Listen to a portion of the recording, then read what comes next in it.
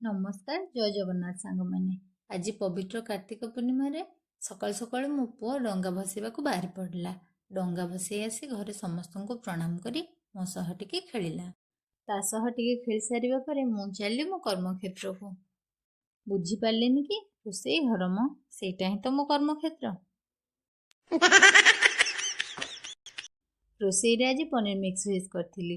ମସଲା ପାଇଁ ପିଆଜ, ରସୁଣ, କାଜୁ, ଶୁଖିଲା ଲଙ୍କା, ଟମାଟୋକୁ ଭଲସେ ଫ୍ରାଏ କରି ସିଝେଇ ନେଇଥିଲି। ପରିବାରେ ଫୁଲକୋବି, ଗ୍ରୀନ୍ ମଟର, ବିନ୍ସ, ଗାଜର, ଆଳୁ, କ୍ୟାପ୍ସିକମ୍ ଏସବୁ ନେଇଥିଲି।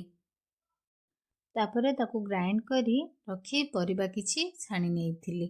ତେଲରେ ତେଜପତ୍ର, ଡାଲଚିନି ଦେଇ ମସଲା ପକାଇ ସେଥିରେ ଗରମ ମସଲା, ଧନିଆ ଗୁଣ୍ଡ, ଲଙ୍କା ଗୁଣ୍ଡ, ଲୁଣ ପକାଇ ଭଲସେ କଷିବା ପରେ ପରିବା ପକାଇ ଆଉ କିଛି ସମୟ କଷି ଦେଇଥିଲି। ତା ପରିବାଟା ଠିକ୍ସେ କଷି ହେଇଗଲା ପରେ ସେଥିରେ ପନିର ଆଡ଼୍ କରିଥିଲି। ଆଉ ହଁ, ପନିରଟା ଘରେ ମା କରିଥିଲେ।